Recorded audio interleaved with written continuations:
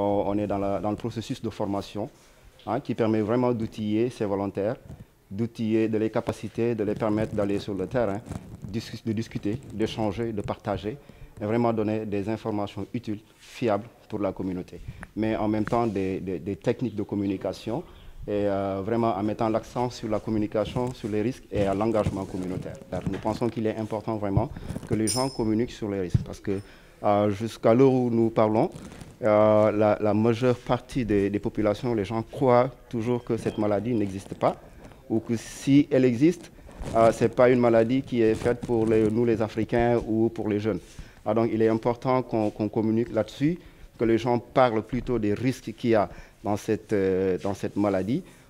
Si on ne fait pas attention, si on n'essaie pas d'adopter les mesures barrières, les mesures vraiment préventives, les gens risquent vraiment de sombrer et là, avec cette situation qui s'empire. Tous les jours, il y a des cas qui se signalent au niveau de la région de Ziguinchor, qui est devenue la 4e région en termes de gravité, en termes de cas positifs. Donc pour nous, il est important de communiquer vraiment sur les risques par rapport à cette pandémie-là. Sur le terrain, ce qui est prévu, c'est on a ici des volontaires intercommunautaires de proximité, comme je dis tout à l'heure, les VIP. Chaque volontaire réside et va travailler dans sa localité. Alors la localité veut dire son quartier, même là où il habite.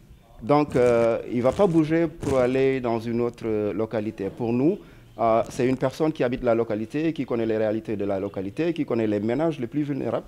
Parce qu'il faut signaler qu'on va travailler directement avec 5000 ménages les plus vulnérables, tout en espérant toucher 60 000 ménages au niveau de la région de Ziguinchor.